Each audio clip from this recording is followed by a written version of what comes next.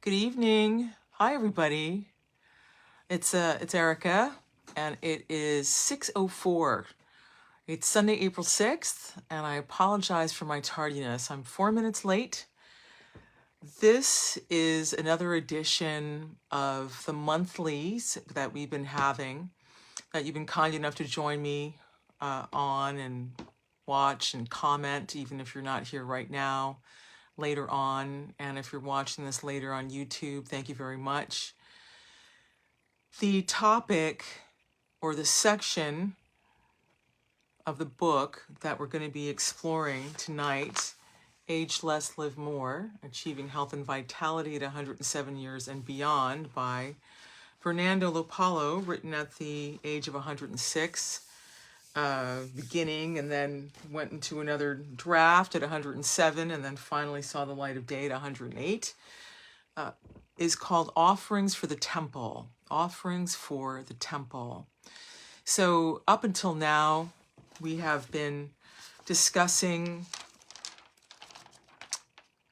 things like massage, meditation, the importance of exercise.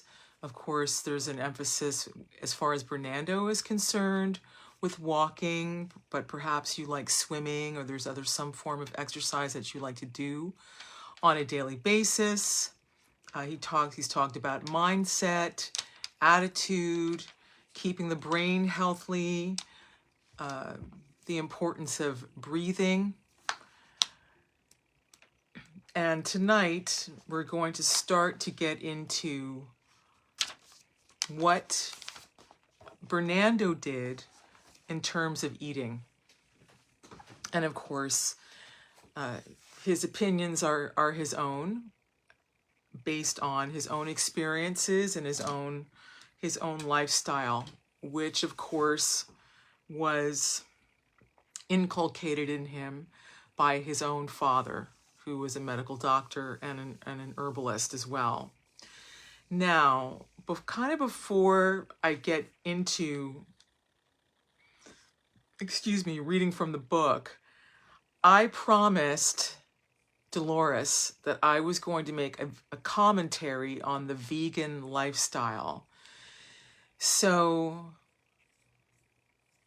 I wanted to start by saying that I'm a vegetarian. Hi, Jean, or actually maybe it was Jean. Jean, you asked about a vegan lifestyle in the commentary.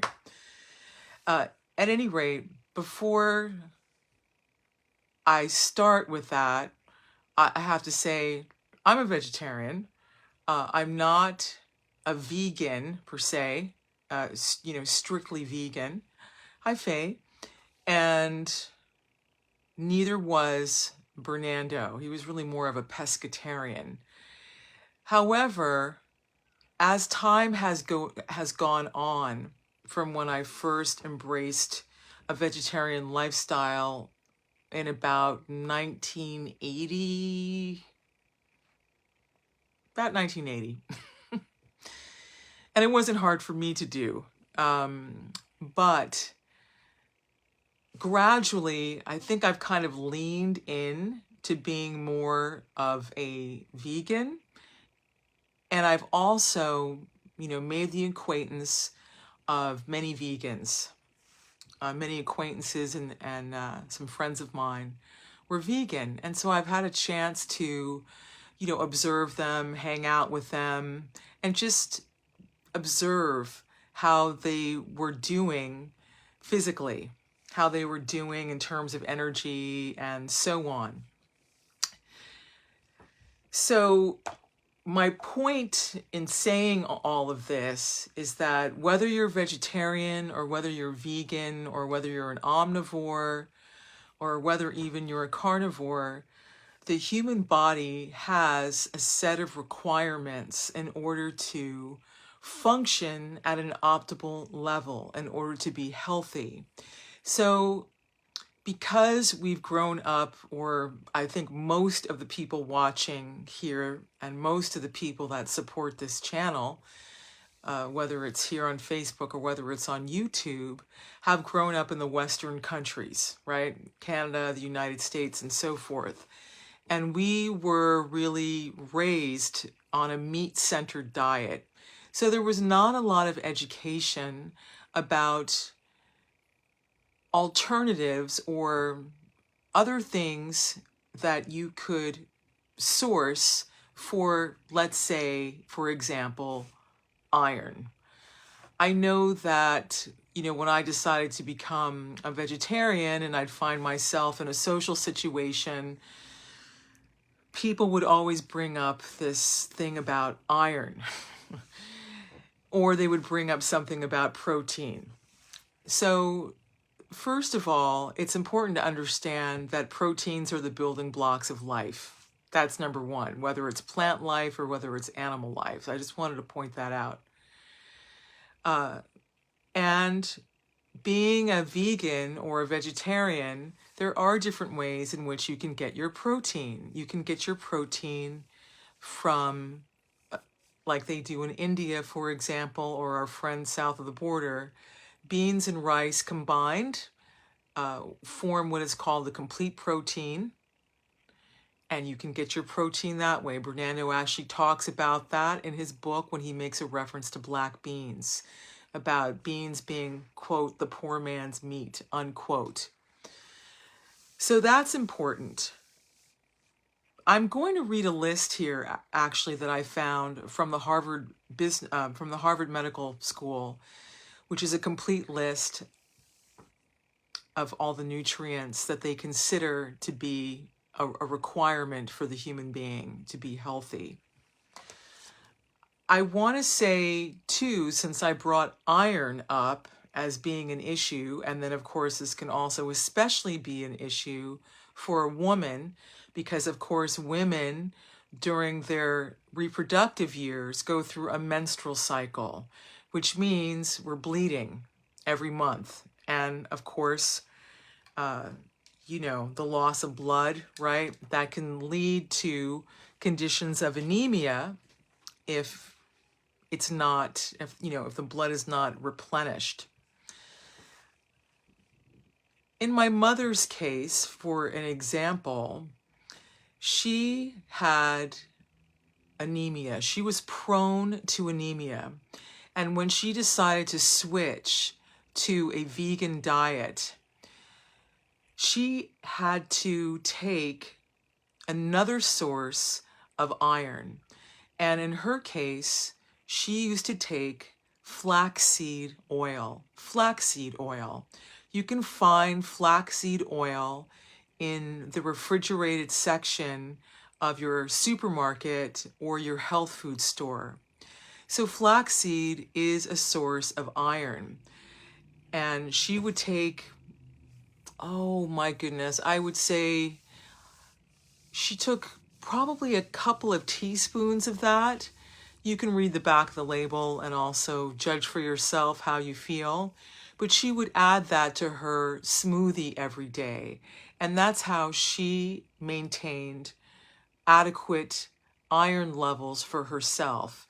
If you are iron deficient, you can faint, for example, from not having adequate iron. The other thing I noticed with my vegan friends is that they seem to be deficient in vitamin D. Now, I bring that up because vitamin D, of course, is something that the body cannot manufacture on its own. It's something that the body manufactures when it's in the sunshine. So if you live in a big city, it can be very, very easy to spend practically your entire life indoors without even realizing it. And of course, particularly in the winter, and if you live in a city, let's say like Minneapolis or New York, where there's subways, not only are you spending your time in a car, right? So you're not getting direct sunlight, but you are also spending your time in a dark underground tunnel trying to get to work. And so maybe you go upstairs and you walk for a minute or two to walk into your place of work, and then you're inside for the rest of the day. And then when you come out, especially if it's winter, it's dark. So you're not getting any vitamin D. I say this because I notice that in spite of their best efforts to be healthy, it seemed that they were often sick with colds and flus.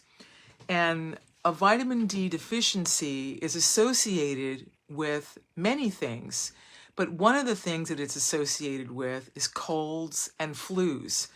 So if you're not making up, for vitamin D by spending enough time in the sunshine on a regular basis, on a daily basis, then it's important to take a vitamin D supplement. That's really important. That can be important even for people that are, again, omnivores or carnivores or vegetarians, whatever category you put yourself in.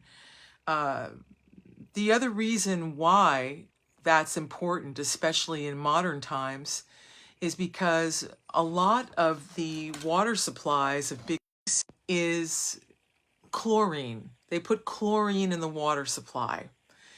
And chlorine actually leaches the vitamin D out of the body. So this can be another reason why you always see people getting sick and so on, and urban environments are always, pushing people to get flu shots and so on. But it just begs the question that if people were actually getting enough vitamin D, and the little vitamin D they had wasn't being leached out through essentially a contaminated water supply, what would happen, right? In the name of purity. I'm not suggesting that it's not important to have a clean water supply. If you've been following along, you'll know that Bernnando, for example, boiled his water to make sure it was pure. It was a custom that he picked up from his dad, and that he also used a water filter, particularly when he was living in Arizona, because of the insane amount of sodium and salt in the water. It was practically undrinkable. Okay. So I just kind of wanted to touch on those points that the plant world pretty much, as far as I can tell, has everything that you would need, but you have to know how to get it, and that's important. So right now I am going to read the list according to Harvard of what the human body requires to be healthy. All right, so it says nutrition.hsphharvard.edu. All right. Vitamin A. They say retinol, beta carotene can be converted to vitamin A. Thiamine, otherwise known as B1. Riboflavin, otherwise known as vitamin B2. Niacin, otherwise known as vitamin B3. Pantothenic acid, otherwise known as vitamin B5.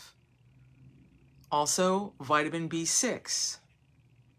Biotin, vitamin B7. Folate, vitamin B9. Vitamin B12. Vitamin C.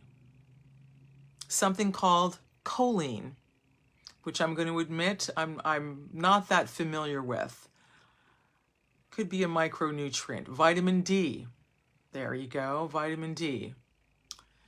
Vitamin E. Now the vitamin E that they list here, they say alpha tocopherol. My understanding is alpha tocopherol is a synthetic form of vitamin E. So as opposed to like a long chain fatty acid of vitamin E that you would find in fatty fish, for example, or that you could find in oil. Sometimes vegans or vegetarians will take a combination of oils like sunflower seed oil, walnut oil, pumpkin seed oil. What am I forgetting?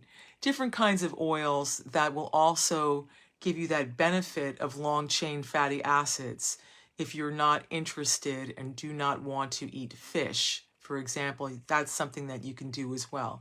Flaxseed also. which is also a good source of iron.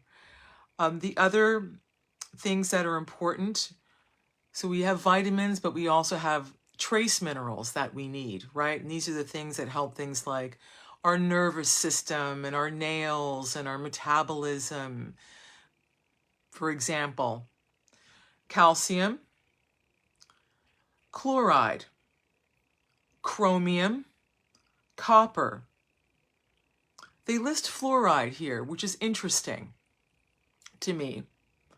Iodine, iron, magnesium, manganese, molybdenum, nickel, phosphorus, potassium, selenium, sodium, and zinc.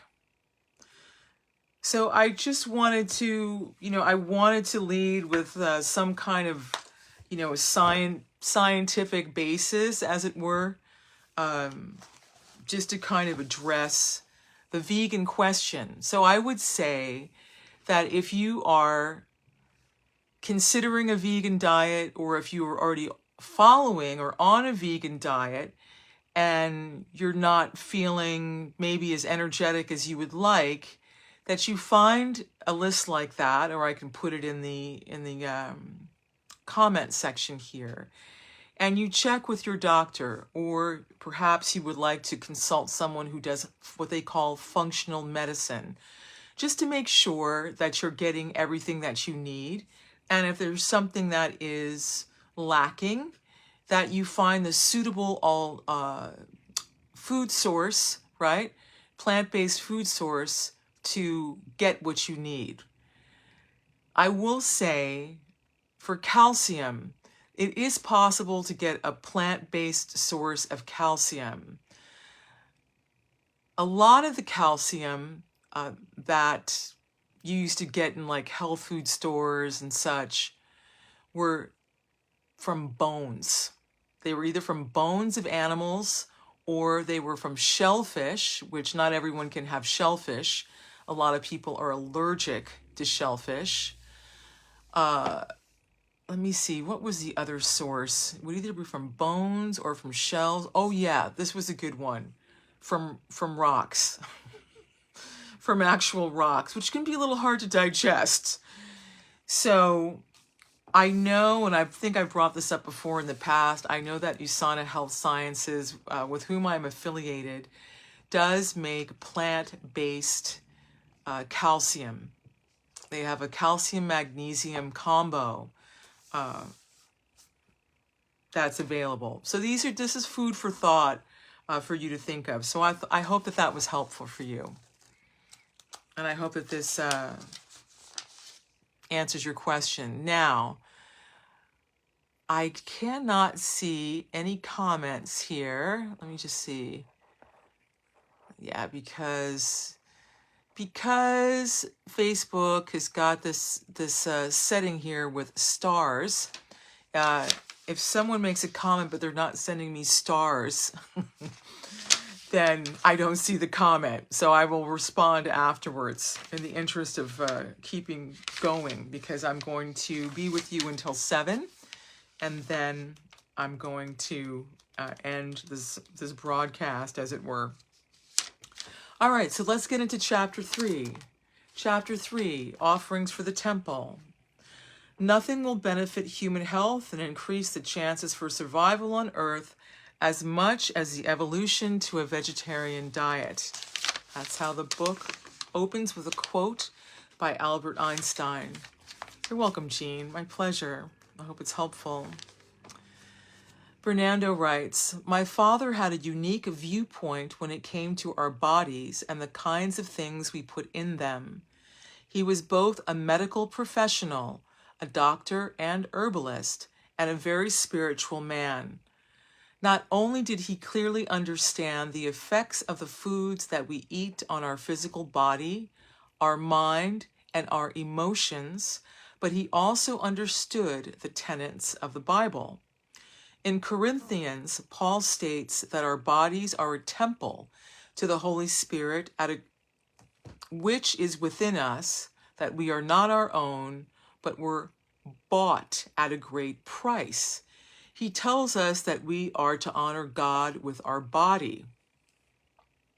As I was taught these truths, I began to see the direct relationship between body and spirit, and how abusing the body has repercussions that go far beyond adding a few extra pounds or manifesting some physical disease. Think about this. If we are a temple, wouldn't it make sense to keep our temple clean? So I just want to pause here and say another way of saying this would be body, mind, spirit. This is a philosophy or a point of view, which of course is well known in the East, right? In India, for example, or further east, they sort of understand, that everything is connected. Where we have been raised here, and doctors may still be saying this, but they used to say, oh, there's absolutely no connection between what you eat and how you feel, or there's no connection between the disease and what you're eating, right? Now, as things have progressed, that attitude is shifted, or at least, with commercials you see on TV and sort of more of a mainstream attitude, although there's a lot of people that still may not be making this connection, but it's much different. So I just wanted to bring that up in case that resonated with anyone, because my grandfather certainly was not a religious fanatic. So whether you identify as being a Christian or spiritual or what have you, I just wanted to put that in there. But I also think that all of you are, I know that you have a great respect for Bernnando, and it's probably easier to listen to someone who's 107 years old than someone younger. But I just wanted to say that. I understand that not everyone believes what I believe, he says. For those people, I can provide numerous sound and logical reasons why eating well will prolong life and help eliminate disease. If you could see me and talk to me face to face, you would, by direct observation, see the results of the lifestyle I enjoy. But for those of faith, I submit to you that abusing the body with food is little better than abusing the body with drugs or nicotine or alcohol or pornography. A person may think themselves righteous for not doing the latter, all the while feasting on donuts and dead cows. But all of these activities harm God's temple. Remember, it isn't ours. This body was bought at a price. Truthfully, nothing has a greater impact on the quality and quantity of our lives than the food we consume. It directly affects how we feel, our physical appearance, and the fundamental processes of our cells and organs. Without proper nutrition, the body cannot maintain or renew itself. End result is a weakened immune system, heart disease, diabetes, inflammation, and myriad other problems that rob us of health and vitality. When a person is young and physically active, the body is very resilient and can better cope with a diet that is less than ideal. As each of us ages, however, it is crucial that we provide our temple, this body, with the nutrients it requires in order to rebuild itself and fight off disease. Otherwise, we wind up literally poisoning ourselves, one greasy chicken wing at a time. Consider this. 1. The average American carries around more than 6 pounds embedded within the walls of their colon due to the food they eat. 2. Very young children are now manifesting arterial plaque that can eventually lead to heart disease. 3. Many products labeled as diet foods have more harmful ingredients than those they are trying to replace. My father laid out for me a very specific set of guidelines as to the types of foods that promoted health and those that promoted disease. Over 100 years later, I continue to follow his instructions to the letter, and the results are self-evident. Here, I would like to provide you with a shopping list, those things that have worked well for me, and I truly believe will also work for you.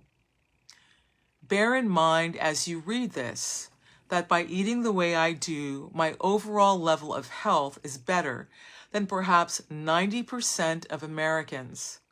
I do not take any prescription medications at all. I do not manifest any diseases like Alzheimer's or Parkinson's or osteoporosis, nor is my prostate enlarged. My hair is still attached and has a little gray, and my skin still moves without cracking. Did I mention I'm 107? Yes, perhaps I did. So I just want to pause here, and I want to say that, if you're not exactly in the state that Bernnando was when he was 107, please don't fret. Wherever you are and wherever you're at, an improvement can be made, and that's the most important thing. Bernnando, in a way, was very extraordinary. Although he lived kind of a life as an everyday man, right? He got up and he went to work every day. He had a family, he raised children, he paid bills, he lived in an urban environment, he stood on his feet all day, On the other hand, because of such a good foundation, that he received, his energy level and his vitality level were amazing. He had more energy and vitality, I noticed, when I would spend time with him, usually around his birthday because we'd be in big social gatherings, than some of the people that were attending his birthday parties that were half his age. Of course, anyone can improve, but it just goes to show that if you stick with healthy habits, and you maintain a self-love and a care for yourself, that in the long run, it pays off, right? He goes on, first, my diet could be described as near vegetarian. I eat a great deal of fruits and vegetables. I cannot say enough about blueberries, cantaloupe, cabbage, and a number of other items that I will be discussing in more detail. I eat fish, and twice a year I have lamb because it was eaten at Passover and is sacred. Oatmeal is a wonderful food that I highly recommend. There is also a product that I discovered perhaps 30 years ago that I found to be life-changing.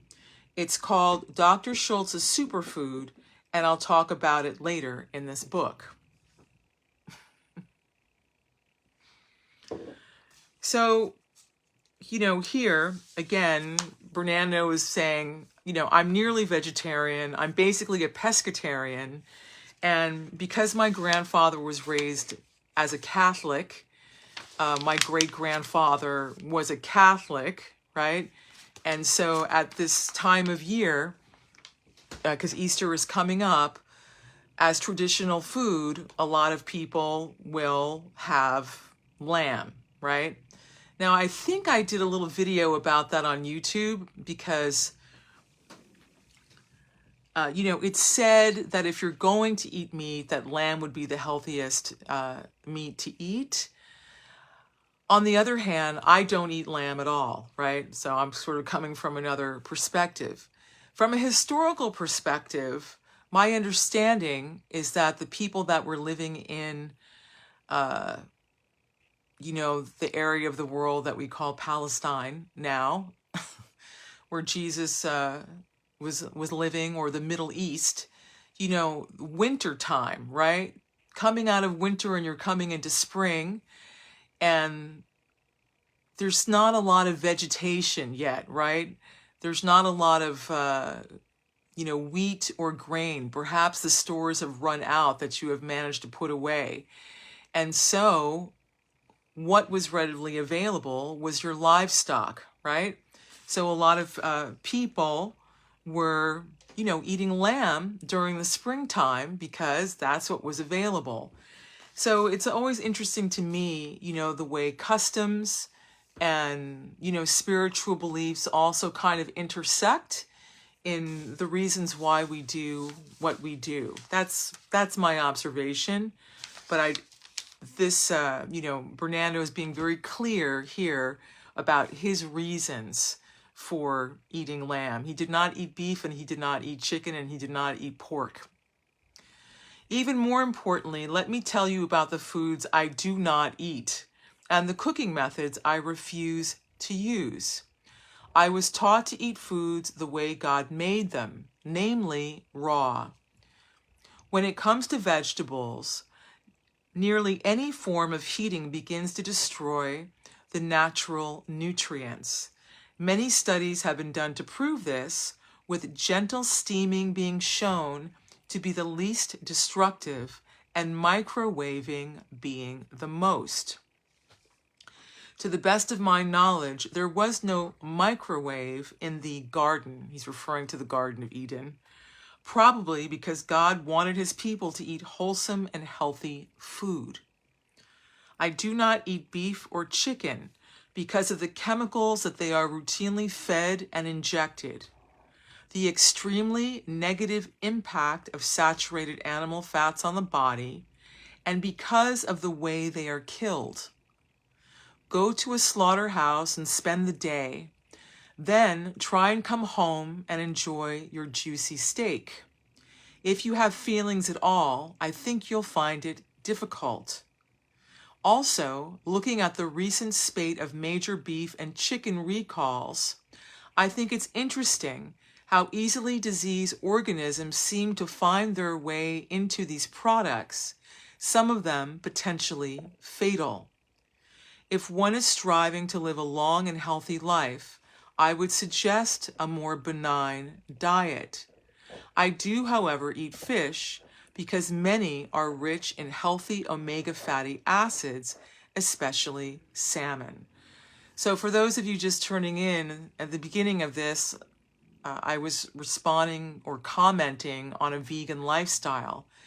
So if you decide to follow a vegan lifestyle, long-chain omega-3 fatty acids can be obtained from oils of sunflower seed, pumpkin seed, walnut oil, etc.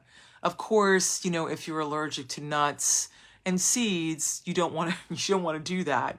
But nature has provided a way to get long-chain fatty acids without consuming fish. Just wanted to point that out, if that's of use to you. I also don't eat processed foods, and by that I mean foods to which chemicals have been added or have been altered in such a way as to remove any of its nutritional value. Chemicals like high fructose corn syrup and hydrogenated oils are so utterly pervasive as to be in most every packaged product out there. Rather than spending hours wandering the shelves, I just abstain and prepare my own foods as I see fit. If you find your pantry laden with such chemically impregnated foods, I would strongly suggest removing them and starting fresh. Elsewhere in this book, I mentioned that for many years I was a chef, both on board ship and at a number of upscale restaurants. During my tenure, I was often asked to prepare many of these same foods that I don't personally eat. Although I received rave reviews for my steaks and sauces, I never once tasted them during preparation. This surprises and confounds all who've ever heard this story. People can't seem to understand how I could make such dishes without running them across my tongue.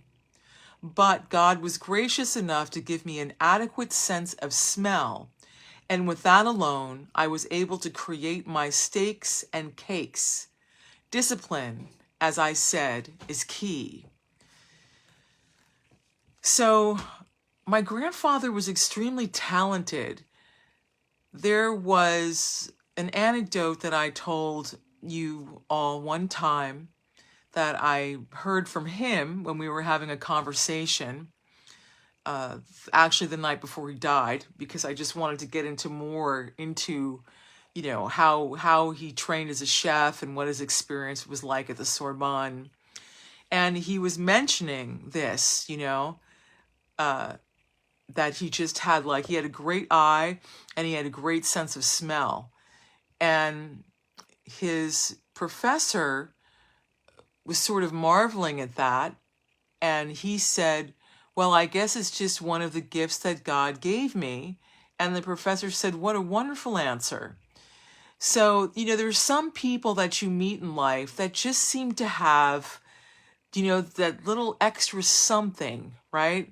That the rest of us can be really having to double down on, to come up to a standard. And some people just have innate talent. There you go. I remember he told me that someone who was also a chef, I guess that he knew or was acquaintance of him, basically told him that it was impossible, to cook meat without tasting it. And, well, maybe it was impossible for that person, but it wasn't impossible for Bernnando. Go figure. Finally, I would like to address the concept of moderation.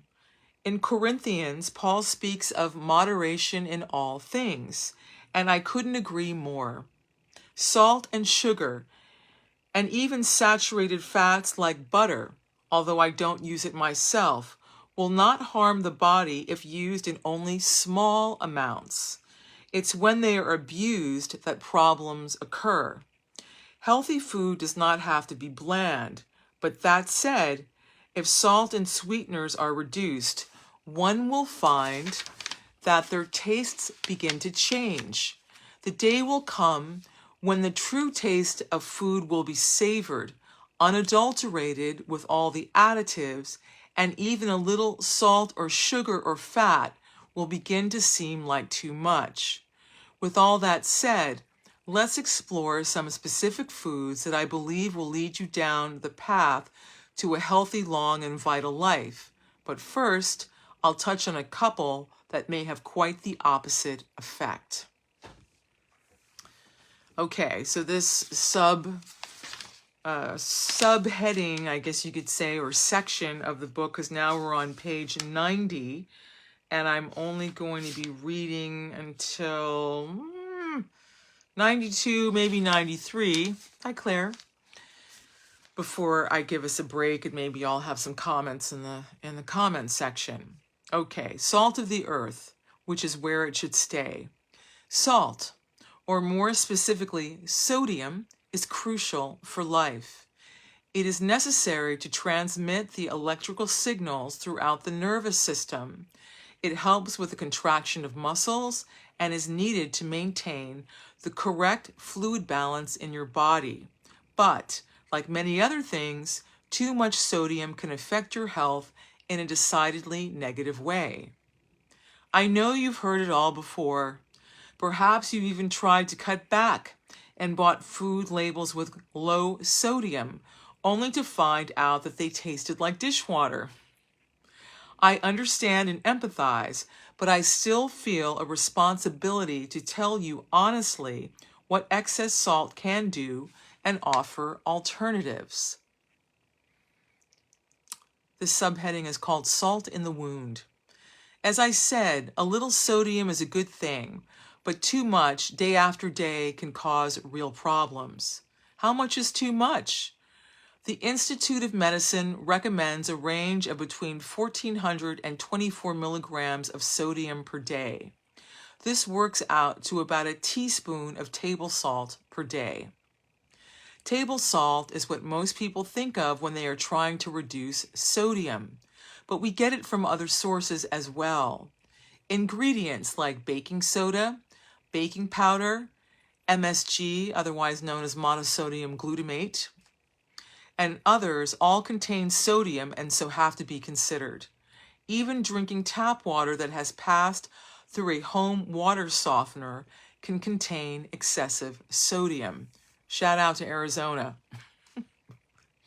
In fact, table salt, that is, salt added to food at the table or during cooking, accounts for only 11% of the sodium consumed. The great majority, 77%, is from processed foods. Here is another really good reason to eat more fresh foods and stay away from the packages. So what happens when too much sodium winds up in your diet? First, sodium attracts and holds water. So too much can increase the fluid and blood volume of the body. Obviously, water retention increases body weight and creates a host of other problems. Now, any woman who has been through menopause know what it's like to gain water weight, to put on water weight. There you are, minding your own business, eating as you always have, and then suddenly you just can't seem to lose this weight because of the fact that your reproductive system is dying or is dead, and the circulation, right, that normally would happen down there that would, you would pee that out, isn't happening anymore, right? So I know in my case, just to make this relatable, when I was going through the worst part of my menopause, I gained, at least 15 pounds just in water alone. And it was hard to move. It was hard to exercise. My joints hurt. My knees hurt. So there is something to be said for that. So I guess if you're going through that stage of life, you might also want to pay extra attention to how much sodium that you're intaking, right? Potato chips or even cookies, cereals, all kinds of foods have sodium in it, to give it that flavor, right? To get you to keep eating more. He goes on. Secondly, too much sodium can lead to a condition called resistant high blood pressure. This occurs when a person with high blood pressure is unable to bring it under control, even when taking multiple drugs. In these cases, lowering salt intake decreases blood pressure more effectively than the drug specifically designed for that purpose. That being said, if you were on, low blood pressure medication, I am certainly not suggesting that you just stop taking it. No. But this is something that you have to work through with your doctor. And again, read the labels and do an analysis and see, how much of an uphill battle you're fighting by sodium intake. There have been a number of studies linking excess sodium intake with a rise in blood pressure in people who didn't previously have the condition. For example, canned foods. So if you are prone to or can only access, because maybe you live in an area or you live in an island where things have to be imported and you can't get access to fresh tomatoes or fresh green beans or fresh peas or, fresh beans, cannoli beans, black beans, kidney beans, and so forth. The way they preserve the food in the can is that there is an extremely high amount of salt, because salt is also a preservative, right? If you're from a place like the Philippines, or, they salt everything because the salt preserves it. So if you're going to use, canned vegetables or canned beans, it's really important to rinse it off and to rinse off the excess salt. So he goes on to say, I'm going to repeat that. There have been a number of studies linking excess sodium intake with a rise in blood pressure. The jury seems to still be out on that one, but it's worth considering when deciding what to put in your mouth. One other thing that needs to be touched on is the use of salt substitute. These are typically a mix of sodium and potassium salts. Although the idea sounds good in theory, what often happens is that because of its lower saltiness, people add more than they would otherwise. Doing this can lead to excess potassium levels, and this has its own set of problems. What to do? You already know the answer. Eat more fresh foods.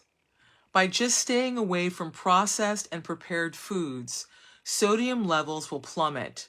Some restaurants are notorious for adding the salt. Some entrees can have as much as 7,500 milligrams in a single serving.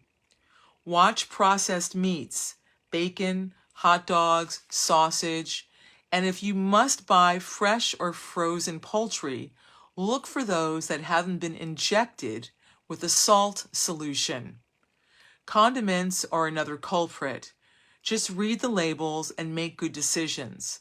If you truly want to live well, simply stay away from all of these.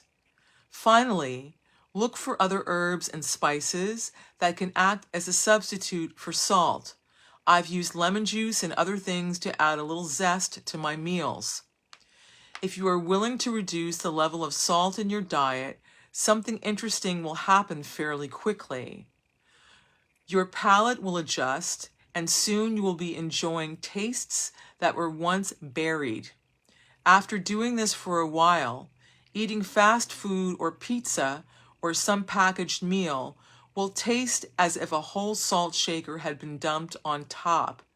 Try it and you'll see that what I'm telling you is true. We have 5 taste buds. Use them all.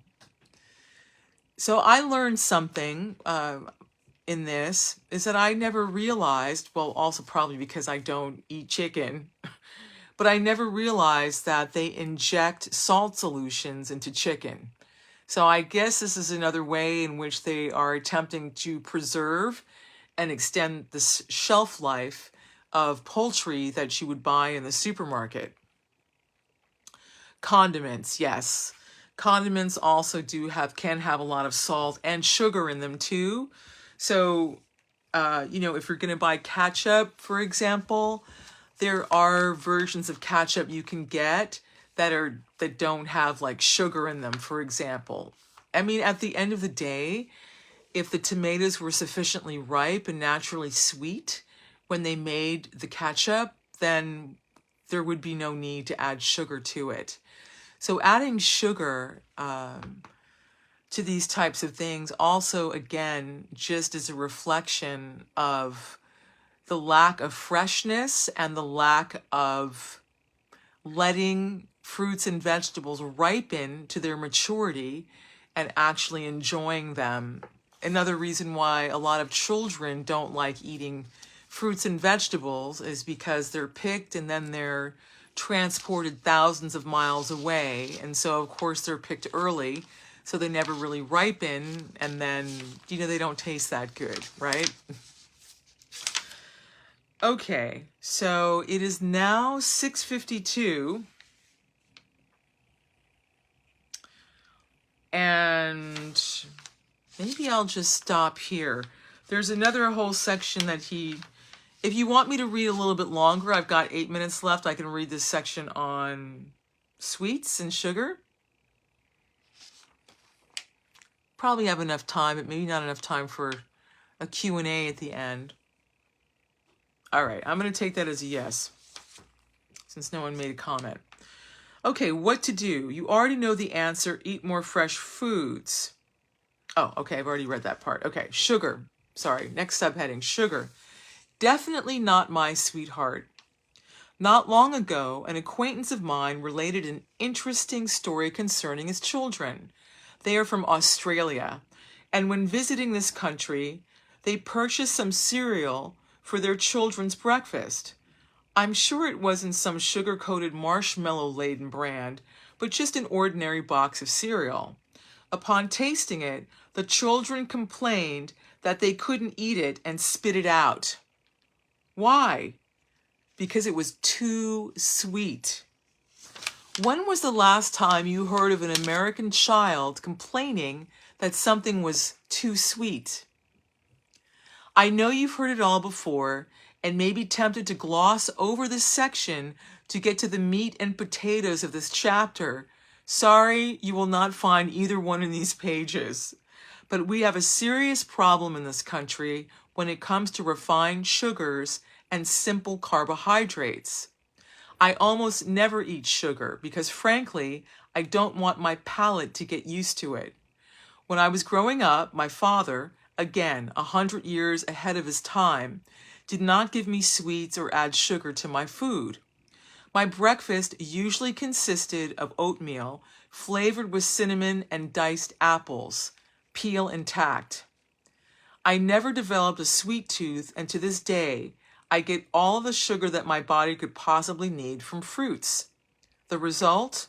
I have no diabetes, no heart disease, am at a proper body weight, and enjoy consistent energy levels throughout the day.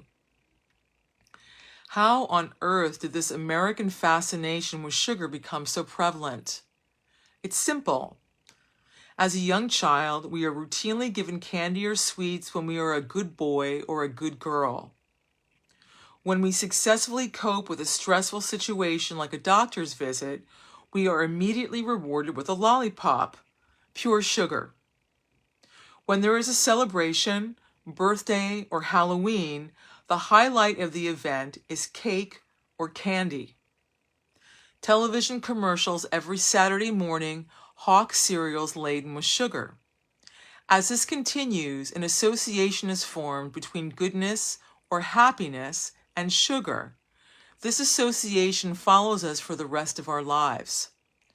As an adult, we still feel that sugary foods are how we should reward ourselves for doing something we consider good. When we're depressed, we reach for sweets for two reasons. First, because they carry that buried association with being a good boy or a good girl, past acceptance and happiness. And second, because sugar causes an immediate but short-lived spike in serotonin levels, the feel-good hormone. Knowing this, can you imagine what would happen if, when a 3-year-old is given a reward and clearly knows it's meant as a reward, he or she is given an apple slice instead of a candy bar? How might that child grow up? It's never too late to change. So I want to interject here that he says he rarely, I almost never eat sugar, he says, because frankly, I don't want my palate to get used to it. But as I've mentioned before, Bernnando did enjoy a slice of key lime pie. He would have a slice of key lime pie if they had it on the menu when he went out to a restaurant. He also enjoyed like a scoop of green tea ice cream. Sometimes he would have a scoop of vanilla ice cream. But, like a scoop. And he also enjoyed pecan pie, right? But when I saw him, I saw him make a pecan pie. He actually used honey with it. Now, I'm going to be honest. It says that when you heat honey, you kill the nutrients in it. So, I'm not sure how healthy in the end that actually was. But all this to say that he was pretty set in his ways, right? So, if you're going to have, a little ice cream or a little something, don't beat yourself up about it. It's okay. Sometimes he would say moderation in all things, even in moderation.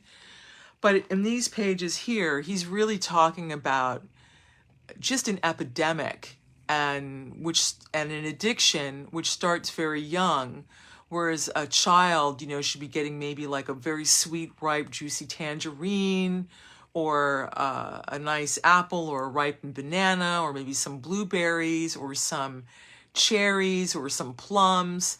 I mean, I'm old enough to remember how much we looked forward to fresh fruits in the summertime. We just would wait for the cherry season to come in, because the cherry season didn't last that long. It only lasted like a couple weeks, then it was gone.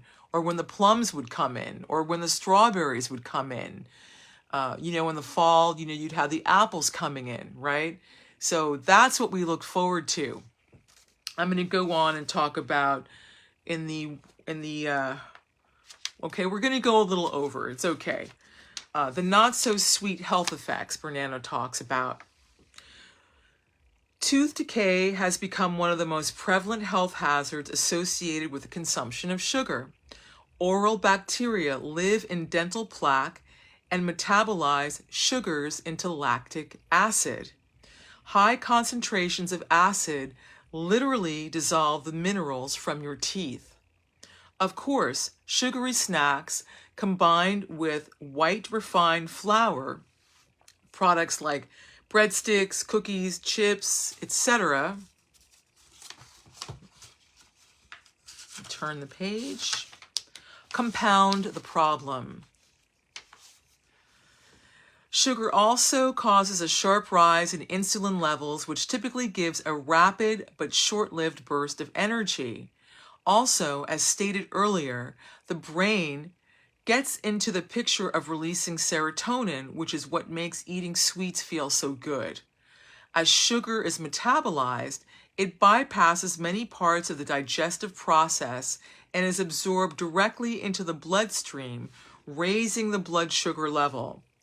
By continually snacking on sweets, we raise our blood sugar levels many times per day, only to have the bottom fall out and having to repeat the same process again. So, you get the high, right? You get the energy level and then you crash.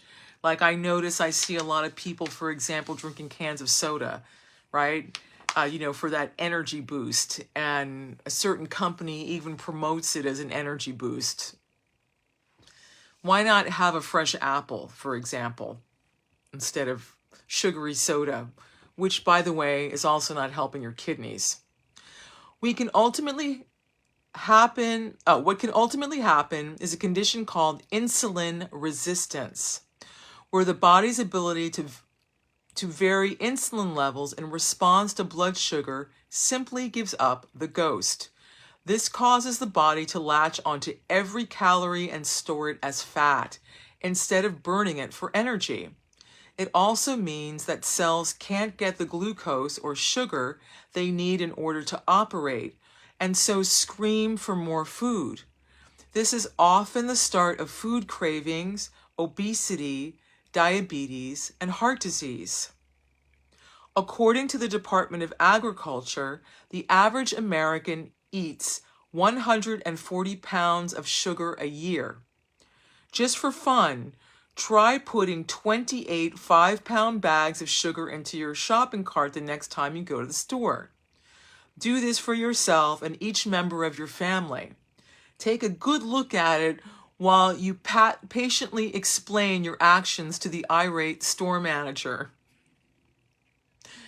Is it any wonder that diabetes, obesity, depression, hyperactivity, and myriad other diet-related maladies are on the rise? My advice to parents is to avoid sweets and instead offer fruits and 100% fruit juices, as well as frozen fruit treats to children, preferably homemade. If purchased, read the labels. If one would like to make cookies or desserts from scratch, use the purest ingredients and less sugar. When children do not develop a taste for sweets, they will naturally gravitate towards wholesome foods. The best advice I can give? Start young.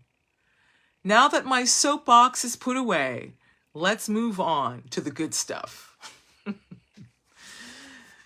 So that concludes the reading, which we started at page 85, and we read all the way to page 97. So again, the book is Age Less, Live More, Achieving Health and Vitality at 107 Years and Beyond by Bernnando LaPallo. I actually lowered the price of this book. So instead of it being $20, it's like, $17.99.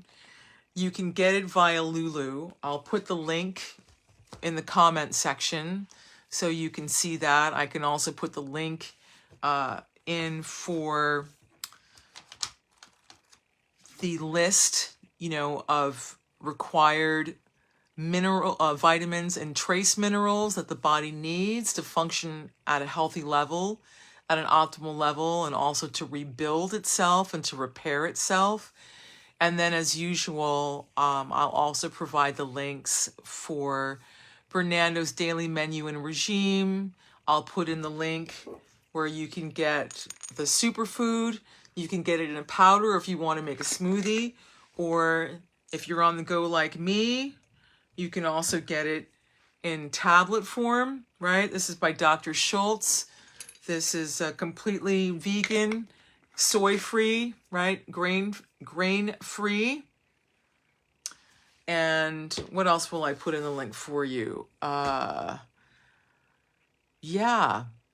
there you go. So books, daily menu and regime, the superfood link, and I'll put in, again, this link from Harvard Medical School where it, mentions the list of the required nutrients. And if you want, I could also put in a link to where you can obtain a vegetarian source of calcium, right? If you don't want it from bones or shells, as you may be allergic to shellfish.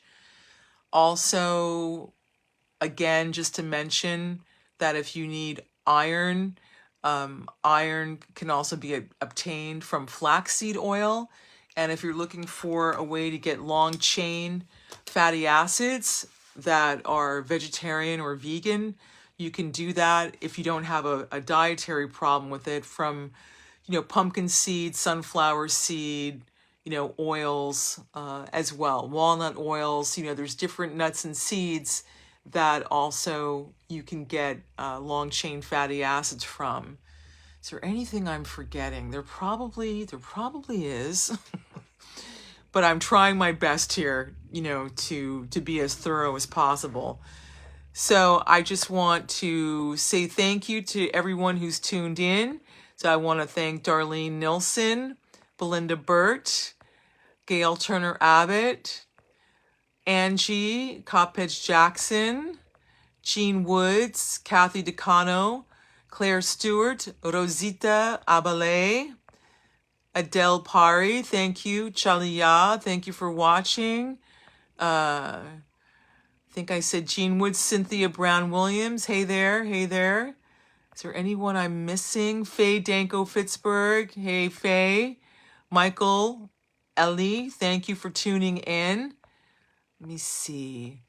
There may be some people I've missed. Maybe people came in and out.